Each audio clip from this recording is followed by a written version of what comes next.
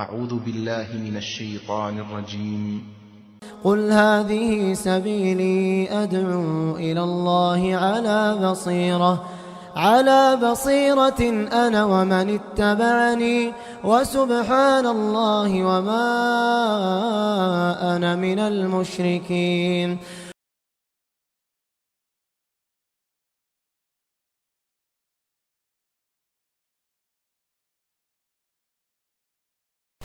إن الحمد لله نحمده ونستعينه ونستغفره ونعوذ بالله من شرور أنفسنا ومن سيئات أعمالنا من يهده الله فلا مضل له ومن يضلله فلا هادي له وأشهد أن لا إله إلا الله وحده لا شريك له وأشهد أن محمدا عبده ورسوله أرسله بالحق بشيرا ونذيرا. أما بعد فإن خير الحديث كتاب الله وخير الهدي هدي محمد صلى الله عليه وسلم وشر الأمور محدثاتها وكل محدثة بدعة وكل بدعة ضلالة وكل ضلالة في النار.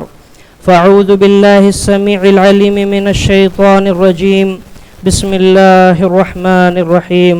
يا أيها الذين آمنوا اتقوا الله حق تقاته ولا تموتن إلا وأنتم مسلمون. يا أيها الناس اتقوا ربكم الذي خلقكم من نفس واحدة وخلق منها زوجها وبث منهما رجالا كثيرا ونساء واتقوا الله الذي تساءلون به والأرحام إن الله كان عليكم رقيبا. يا أيها الذين آمنوا اتقوا الله وقولوا قولا سديدا يصلح لكم أعمالكم ويغفر لكم ذنوبكم ومن يطع الله ورسوله فقد فاز فوزا عظيما. تمام تعریفیں، حمد و ثنا، بڑائی، کبریائی اللہ رب العالمین کے لیے لائق اور زیبا ہے، جو ہم سب کا خالق، رازق، مدبر اور ہم سب کا پالنے والا ہے، اور ہم سب کو اسی ایک اللہ تعالیٰ کی عبادت کرنی چاہیے. درود و سلام نازل ہو تمام انبیاء اور رسول پر، خصوصاً پیارے نبی محمد مصطفیٰ صلی اللہ علیہ وسلم پر.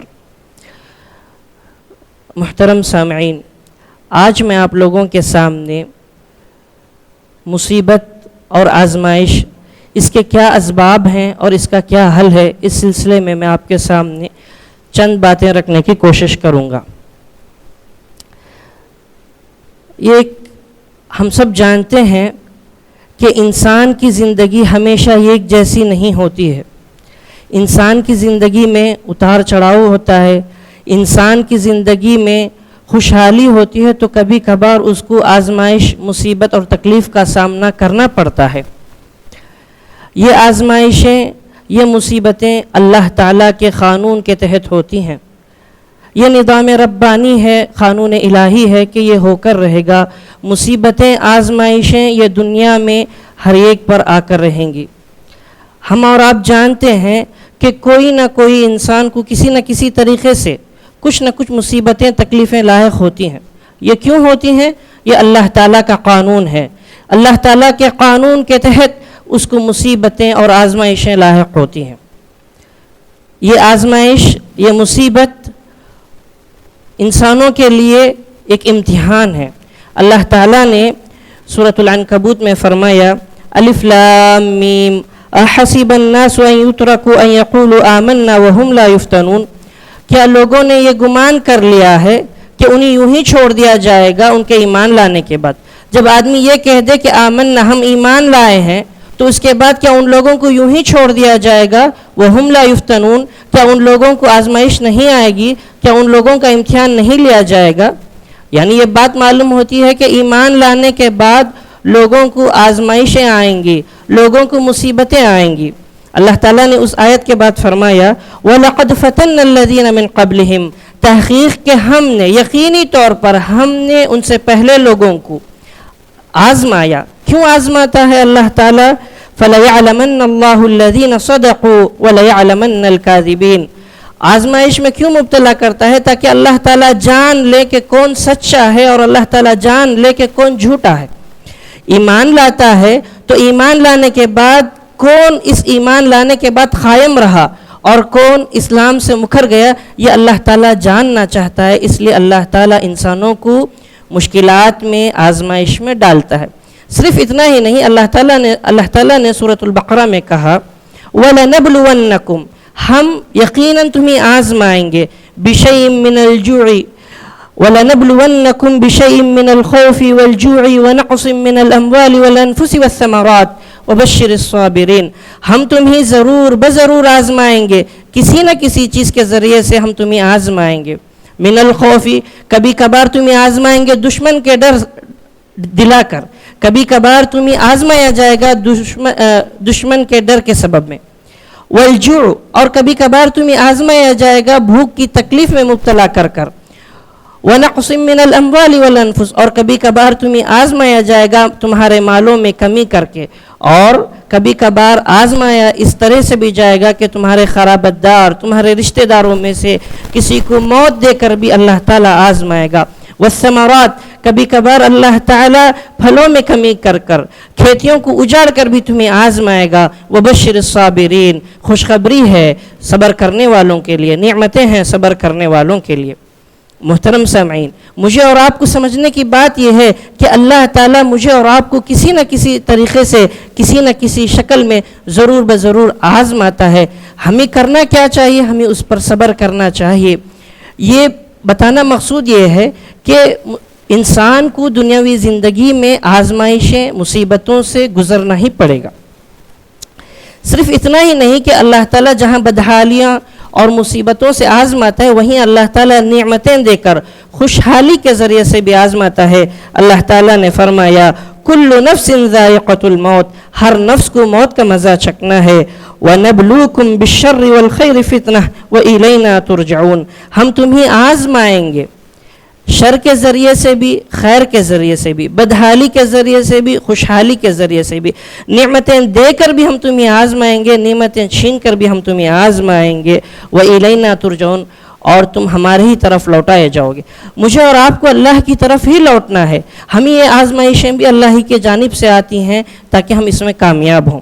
اسی طرح اللہ تعالیٰ نے دوسری جگہ فرمایا وَبَلَوْنَاهُمْ بِالْحَسَنَاتِ وَالسَّيِّئَاتِ لَعَلَّهُمْ يَرْجِعُونَ، اور ہم نے انہیں آزمایا بالحسنات والسیئات، خوشحالیوں کے ذریعے سے بھی ہم انہیں آزمایا، بدحالیوں کے ذریعے سے بھی ہم نے انہیں آزمایا۔ کیوں آزماتا ہے؟ یہ اللہ تعالیٰ کی حکمت ہے۔ یہ اللہ تعالیٰ پہچاننا چاہتا ہے کہ اس کے مومن بندے کون ہیں، اس کے خالص بندے کون ہیں اور اس کے خالص بندے کون نہیں ہیں۔ لعلہم یرجعون، وہ ہمارے ہی طرف لوٹائے جائیں گے۔ مصیبت کے اسباب، ایک تو یہ معلوم ہوا کہ یہ مصیبت اٹل ہے، حقیقی معنوں میں یہ اللہ تعالیٰ کا قانون ہے، ہر ایک کو اس سے دوچار ہونا پڑتا ہے۔ مصیبت کے اسباب میں سے اہم اسباب یہ ہے کہ انفرادی طور پر اور اجتماعی طور پر ہم دین سے دور ہیں یا دینی معاملات میں ہمارے اندر کمی پائی جاتی ہے۔ یہ بہت ہی اہم سبب ہے دنیا میں مصیبتیں اور آزمائشیں آنے کا۔ اللہ تعالیٰ نے فرمایا اولما اصابتکم مصیبہ قد اصبتم مثلیہا قلتم ان ھذا قل ھو من عند انفسکم، جب تمہیں کوئی مصیبت لاحق ہوتی ہے، جب تمہیں کوئی آزمائش میں مبتلا کیا جاتا ہے تو تم پکار اٹھتے ہو ان ھذا، یہ مصیبت کہاں سے آئی، قد اصبتم مثلیہا، تحقیق کے تم نے کافروں کو اس سے دگنا آزمائش میں یا دگنی تکلیف تمہیں پہنچائی۔ قل ھو من عند انفسکم، آپ کہہ دیجئے کہ یہ آزمائشیں، یہ مصیبتیں تمہارے اپنے نفس کی وجہ سے ہے، تمہارے اپنے خطاؤں اور اپنی غلطیوں کی وجہ سے ہے۔ ان اللہ علی کل شیء قدیر، اور اللہ تعالی ہر چیز پر قادر ہے۔ اسی طرح دوسری جگہ اللہ تعالیٰ نے فرمایا وما اصابکم من مصیبت فبما کسبت ایدیکم ویعفو عن کثیر، جو مصیبتیں تمہیں لاحق ہوتی ہیں یہ تمہارے کرتوتوں کے سبب ہے، تمہارے بدعمالیوں کے سبب ہے۔ وَيَعْفُو عَنْ كَثِيرٍ، اللہ تعالیٰ تمہارے بہت سارے گناہوں کو یوں ہی معاف کر دیتا ہے۔ یہ اللہ تعالیٰ کا کرم ہے، اللہ تعالیٰ کا رحم ہے کہ اللہ تعالیٰ بہت سارے گناہوں کو یوں ہی معاف کر دیتا ہے۔ تمہارے بعض بدعمالیوں کے سبب، تمہارے بعض کرتوتوں کے سبب اللہ تعالیٰ تمہیں پکڑتا ہے، اور اللہ تعالیٰ نے ایسے ہی معاف کر دیتا ہے۔ اللہ تعالیٰ ایک اور جگہ فرماتا ہے وَلَوْ يُؤَاخِذُ اللَّهُ النَّاسَ بِمَا كَسَبُوا، اور اگر اللہ تعالیٰ لوگوں کو ان کے کیے کے سبب پکڑتا، مَا تَرَكَ عَلَى ظَهْرِهَا مِن دَابَّةٍ، زمین کے اوپر کوئی جانور باقی نہ رہتا، نہ انسان نہ جانور۔ اللہ تعالیٰ بہت سارے چیزوں کو یوں ہی معاف کر دیتا ہے۔ اگر میرے اور آپ کے غلطیوں کے سبب اللہ تعالیٰ ہر ایک غلطی پر پکڑنے میں آئے، اگر اللہ تعالیٰ ایسا نہیں کرے گا، اگر کرے تو اللہ تعالیٰ زمین پر کسی کو باقی نہیں رہے گا۔ ہمارے کرتوتوں کے سبب اللہ تعالیٰ آسمان سے بارش بند کر دے گا، ہمارے کرتوتوں کے سبب اللہ تعالیٰ زمین کو حکم دے دے گا کہ وہ زراعت فصل نہ اگائے، تو انسان کیا کھائے گا، کیا پیے گا، پھر انسان مر جائے گا، ہلاک ہو جائیں گے۔ یہ اللہ تعالیٰ کا رحم و کرم ہے کہ اللہ تعالیٰ یوں ہی اپنے بندوں کو معاف کر دیتا ہے۔ دوسری جگہ فرمایا ظہر الفساد فی البر والبحر بما کسبت ایدی الناس، زمین اور سمندر میں، خشکی اور تری میں جو فساد برپا ہوا ہے یہ لوگوں کے ہاتھوں کی بدعمالیوں کے سبب ہے۔ لوگوں کے غلط کرتوتوں کی وجہ سے زمین میں، سمندر میں، خشکی اور تری میں جو ہے فساد پھیلا ہوا ہے۔ لیذیقہم بعض الذی عملوا لعلہم یرجعون، اللہ تعالیٰ ان کے بعض بدعمالیوں، کچھ آدمی بہت سارے برائیاں کرتا ہے لیکن اس کے کچھ برائیوں کے سبب جو ہے اللہ تعالیٰ اسے مزہ چکاتا ہے، شاید کہ وہ اللہ کی طرف لوٹ جائے۔ مومن کو جو بھی تکلیف لاحق ہوتی ہے، یہ تکلیفیں، یہ آزمائشیں، چھوٹا سا چھوٹا غم ہو، چھوٹی سی چھوٹی تکلیف ہو، یہ جب یہ مصیبت انسان کو آتی ہے تو یہ کیا بنتی ہیں؟ اس کے گناہوں کا کفارہ بن جاتی ہیں۔ اس کے ذریعے سے اللہ تعالیٰ اس کے گناہوں کو معاف کر دیتا ہے۔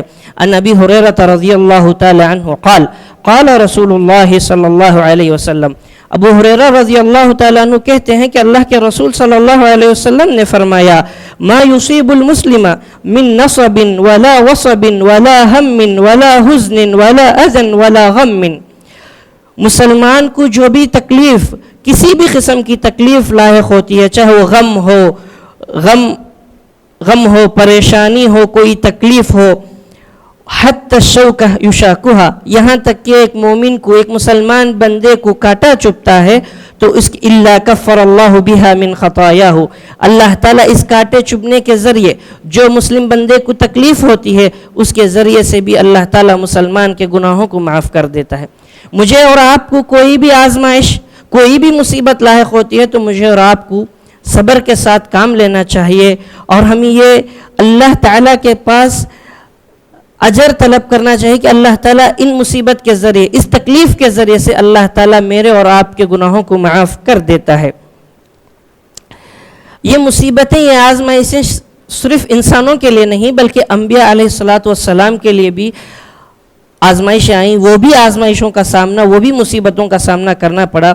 عن سعد بن ابی وقاص رضی اللہ تعالی عنہ قال، سعد بن ابی وقاص رضی اللہ تعالیٰ عنہ کہتے ہیں کہ قلت یا رسول اللہ ای الناس اشد بلان، میں نے اللہ کے رسول صلی اللہ علیہ وسلم سے پوچھا، اے اللہ کے رسول، کون سب سے زیادہ پریشانیوں میں مبتلا ہوتے ہیں، کن لوگوں کو سب سے زیادہ مصیبت آتی ہے؟ تو اللہ کے رسول صلی اللہ علیہ وسلم نے کہا قال الانبیاء ثم الامثل فالامثل، سب سے زیادہ تکلیفیں، سب سے زیادہ مصیبتیں دنیا میں انبیاء علیہ السلام کو آتی ہیں، پھر اس کے بعد ان جیسے ایمانی کیفیت میں جو لوگ ہوں گے ان کو آئیں گی، پھر فیبتلی الرجل علی حسب دینہ، آدمی کو اس کے دین کے حساب سے آزمایا جائے گا۔ آدمی کا دین جتنا مضبوط ہوگا اس کو اتنا ہی آزمایا جائے گا۔ ہم بعض لوگوں سے یہ سننے میں ملتا ہے کہ میں دیندار ہوں، میرے بچے دیندار ہیں، ہم حرام نہیں کھاتے، لیکن پھر بھی مصیبتیں ساری میری گھر میں، ایسا کیوں ہوتا ہے؟ یہ سوال نہیں اٹھانا چاہیے، یہ سوال مومن کے دل میں آنا ہی نہیں چاہیے۔ اللہ تعالیٰ جو مصیبتیں دیتا ہے اس کے ذریعے سے اس کے گناہوں کو معاف کرے گا، اس کے درجات کو بلند کرے گا۔ ہم دیکھیں کہ انبیاء علیہ السلام بھی مصیبتوں کا سامنا کرنا پڑا، ان کے پاس بھی پریشانیاں آئیں۔ اللہ کے رسول صلی اللہ علیہ وسلم کی مثال لے لیجئے۔ اللہ کے رسول صلی اللہ علیہ وسلم جب پیدا ہوئے تو اللہ کے رسول صلی اللہ علیہ وسلم کے والد وفات ہو چکے تھے، چند عمر گزرتی ہے، پھر ان کی والدہ کا انتقال ہو جاتا ہے، پھر وہ اپنے دادا کے پاس رہتے ہیں، پھر ان کا بھی انتقال ہو جاتا ہے۔ پھر اس کے بعد آپ مکی زندگی لے لیجئے، نبوت کے بعد کفار مکہ اللہ کے رسول صلی اللہ علیہ وسلم کو ستایا کرتے تھے۔ اللہ کے رسول اور اصحاب رسول کے ساتھ 3 سال مکمل بیکاٹ کیا۔ اللہ کے رسول صلی اللہ علیہ وسلم اور ان کے اصحاب ایک گھاٹی میں جا کر پناہ لے لیتے ہیں۔ اتنی تکلیفیں اللہ کے رسول صلی اللہ علیہ وسلم کو دی، ایک نبی کو یہ تکلیفیں دنیا میں پہنچتی ہیں۔ اس کے بعد مثال اور ہے، اللہ کے رسول صلی اللہ علیہ وسلم جب مدینہ پہنچے تو مائی عائشہ رضی اللہ تعالیٰ عنہ پر تہمت لگائی گئی۔ اللہ کے رسول صلی اللہ علیہ وسلم کو اس کے ذریعے سے بھی بہت تکلیف ہوئی۔ پھر اللہ کے رسول صلی اللہ علیہ وسلم کو جنگ احد میں تکلیف ہوئی۔ اللہ کے رسول صلی اللہ علیہ وسلم کے دانت جنگ احد میں شہید ہو گئے۔ اللہ کے رسول صلی اللہ علیہ وسلم کے صحابہ بھی اس جنگ میں بہت شہید ہو گئے۔ بتانا مقصود یہ ہے کہ انبیاء کو بھی یہ مصیبتیں آتی ہیں۔ جب انبیاء کو یہ مصیبتیں آتی ہیں تو مجھے اور آپ کو تو یقینی طور پر آئیں گی۔ مجھے اور آپ کو اسی نقش قدم پر چلنا ہے جس نقش قدم پر اللہ کے رسول صلی اللہ علیہ وسلم نے چلا، جس نقش قدم پر صحابہ نے چلا۔ صبر کا دامن تھامے رکھ کر ہمیشہ ہم ان مصیبتوں کا سامنا کرنا پڑتا ہے۔ یہ اچھی طرح یاد رکھیں، مصیبتوں آنے کا ایک سبب یہ بھی ہے کہ ہمارے برائیاں ہیں، ہماری غلطیاں، ہماری کوتاہیوں کی وجہ سے مصیبتیں آتی ہیں۔ اس کے علاوہ بھی اگر ہم دیندار ہوں، اگر ہم نیک ہو، ہمارے اندر کوئی گناہ نہ ہو تو تب بھی مصیبتیں آتی ہیں، اس کے ذریعے سے ہمارے چھوٹے موٹے گناہ معاف کر دیے جائیں گے۔ اس کے علاوہ بھی نبیوں کے اوپر جو مصیبتیں آتی ہیں کس لیے؟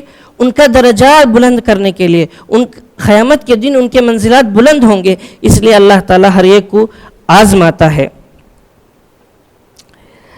اسی طرح آپ داؤد علیہ السلام کی مثال لے لیں، سلیمان علیہ السلام ہے، موسیٰ، ہر ایک نبی کو آزمایا گیا۔ اب ان مصائب اور مشکلات کو کیسے دور کیا جائے؟ اس کا حل کیا ہے؟ مصیبتیں اٹل ہیں، مصیبتیں آ کر رہیں گی، ہماری بدعمالیاں، ہماری کوتاہیوں کے سبب آتی ہیں، لیکن ان کو دور کیسا کیا جائے؟ سب سے اہم چیز یہ ہے کہ ہم دعا کریں، گڑ گڑائیں، ہمارے اندر عاجزی ہو تو اللہ تعالیٰ جو ہے ہمارے دعاؤں کو قبول کر کر ہماری اس مصیبت کو، ہماری پریشانیوں کو دور کر دے گا۔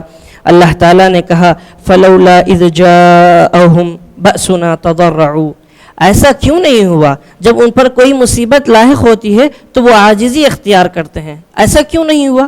یعنی بتایا گیا کہ جب تمہیں کوئی مصیبت لاحق ہو تو تم عاجزی اختیار کرو، اللہ کے حضور گڑ گڑاؤ۔ اسی طرح دوسری جگہ اللہ تعالیٰ نے فرمایا وقال ربکم ادعونی استجب لکم، تم مجھے پکارو میں تمہاری دعا کو قبول کروں گا، تم مجھے پکارو میں تمہاری پکار کو سنوں گا۔ ہم پکاریں، ہم اللہ تعالیٰ سے طلب کریں تو اللہ تعالیٰ ہمیں یقیناً ضرور بضرور دے گا۔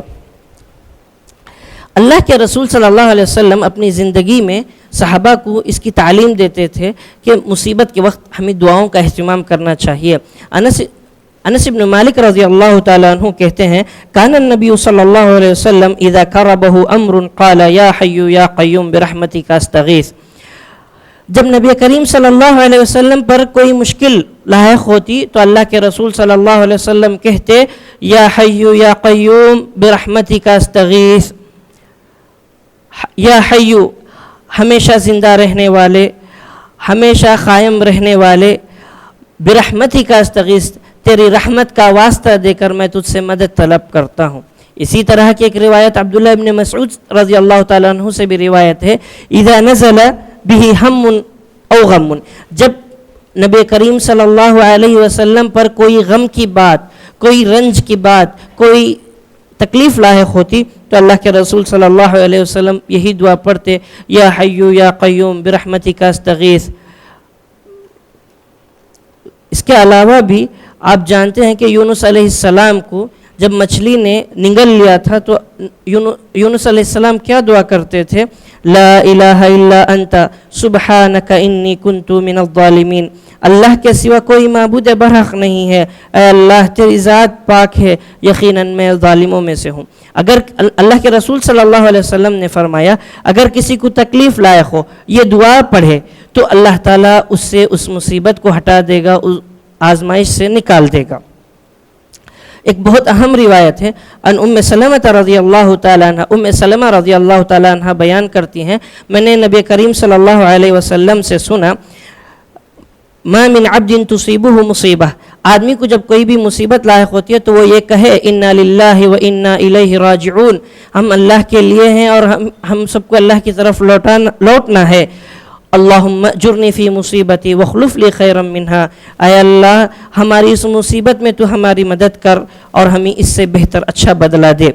تو ام سلمہ رضی اللہ تعالیٰ عنہ کہتی ہیں کہ جب میرے شوہر کا انتقال ہوا ابو سلمہ کا تو میں نے یہ دعا پڑھی، اور وہ کہتی ہیں کہ مجھے تردد تھا کہ ابو سلمہ ان کے شوہر سے اچھا کون ہے، صحابیہ رسول ہیں، ہجرت کیے ہیں، 2 مرتبہ ہجرت کیے ہیں، ان سے اچھا کون ہو سکتا ہے.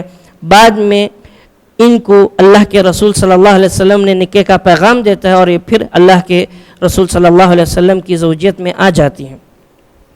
دوسرا اہم کام یہ ہے کہ مجھے اور آپ کو توبہ اور استغفار کرنا چاہیے. اللہ تعالیٰ نے کہا وَتُوبُوا إِلَى اللَّهِ جَمِيعًا أَيُّهَا الْمُؤْمِنُونَ لَعَلَّكُمْ تُفْلِحُونَ، تم سب کے سب اے مومنو اللہ کے حضور توبہ کرو شاید کہ تم کامیاب ہو جاؤ. اسی طرح استغفار کو لازم کرنا چاہیے. اللہ تعالیٰ نے فرمایا وَمَا كَانَ اللَّهُ لِيُعَذِّبَهُمْ وَأَنْتَ فِيهِمْ، اللہ تعالیٰ تمہیں ان لوگوں کو عذاب نہیں دے گا اے نبی جب آپ ان کے درمیان ہو. وَمَا كَانَ اللَّهُ مُعَذِّبُهُمْ وَهُمْ يَسْتَغْفِرُونَ، اور اللہ تعالیٰ ان لوگوں کو ختم نہیں کرے گا جو لوگ استغفار کرتے رہتے ہیں. اسی طرح مجھے اور آپ کو صبر اور استقامت سے کام لینا چاہیے. اللہ تعالیٰ نے کہا وَبَشِّرِ الصَّابِرِينَ، خوشخبری ہے صبر کرنے والوں کے لیے. اسی طرح اللہ تعالیٰ نے کہا اِنَّ اللَّهَ مَعَ الصَّابِرِينَ، اللہ تعالیٰ صبر کرنے والوں کے ساتھ ہے. اور ایک جگہ اللہ تعالیٰ فرماتا ہے وَاللَّهُ يُحِبُّ الصَّابِرِينَ، اور اللہ تعالیٰ صبر کرنے والوں سے محبت کرتا ہے.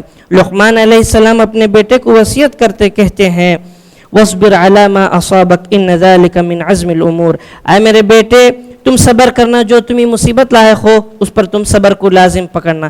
صبر کا کیا معنی ہے؟ مجھے اور آپ کو جب حالت حاضرہ میں دیکھتے ہیں تو میں اور آپ پریشان ہو جاتے ہیں، یہ کیا ہو رہا ہے، یہ کیسی حالتوں سے مجھے اور آپ کو گزرنا پڑتا ہے. پینک نہیں ہونا چاہیے، صبر سے استقامت سے اللہ تعالیٰ کی طرف رجوع کر کام لینا چاہیے.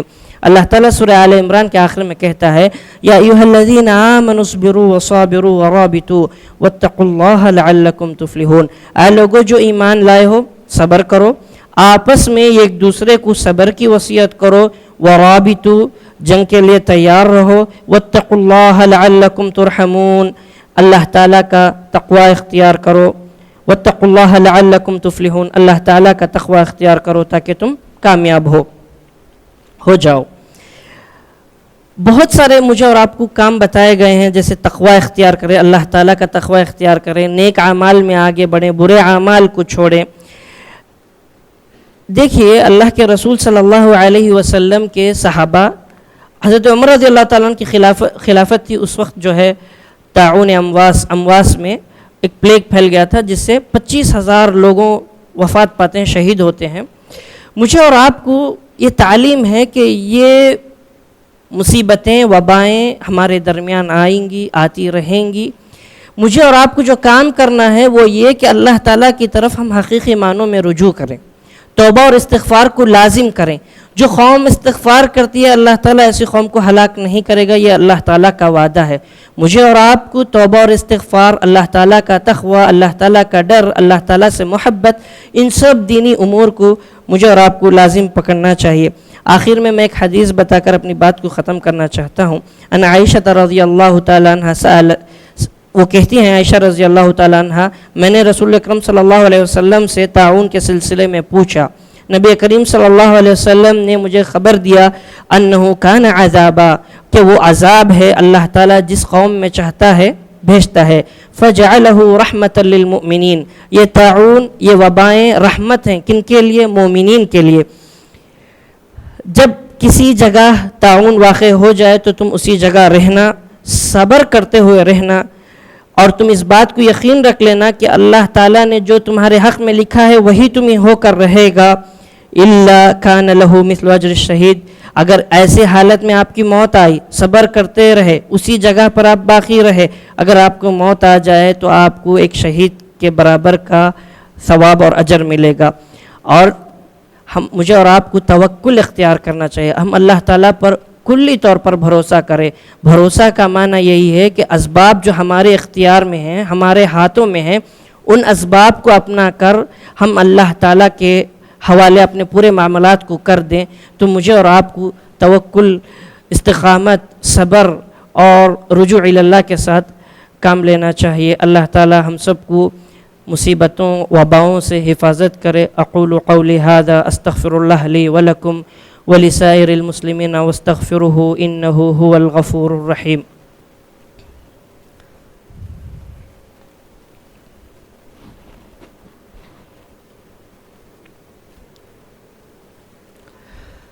إن الحمد لله نحمده ونستعينه ونستغفره ونعوذ بالله من شرور أنفسنا ومن سيئات أعمالنا. من يهده الله فلا مضل له ومن يضلله فلا هادي له. وأشهد أن لا إله إلا الله وحده لا شريك له وأشهد أن محمدا عبده ورسوله أرسله بالحق بشيرا ونذيرا. أما بعد فإن خير الحديث كتاب الله وخير الهدي هدي محمد صلى الله عليه وسلم وشر الأمور محدثاتها وكل محدثة بدعة وكل بدعة ضلالة وكل ضلالة في النار. فأعوذ بالله من الشيطان الرجيم. بسم الله الرحمن الرحيم. إن الله وملائكته يصلون على النبي يا أيها الذين آمنوا صلوا عليه وسلموا تسليما. اللهم صل على محمد وعلى آل محمد كما صليت على إبراهيم وعلى آل إبراهيم إنك حميد مجيد. اللهم بارك على محمد وعلى آل محمد كما باركت على إبراهيم وعلى آل إبراهيم إنك حميد مجيد. اللهم انصر من نصر دين محمد صلى الله عليه وسلم واجعلنا منهم آمين. واخذل من خذل دين محمد صلى الله عليه وسلم ولا تجعلنا منهم آمين. عباد الله رحمني ورحمكم الله. إن الله يأمر بالعدل والإحسان وإيتاء ذي القربى وينهى عن الفحشاء والمنكر والبغي يعظكم لعلكم تذكرون. واذكروا الله يذكركم واذكروه يستجب لكم ولذكر الله تعالى وأكبر.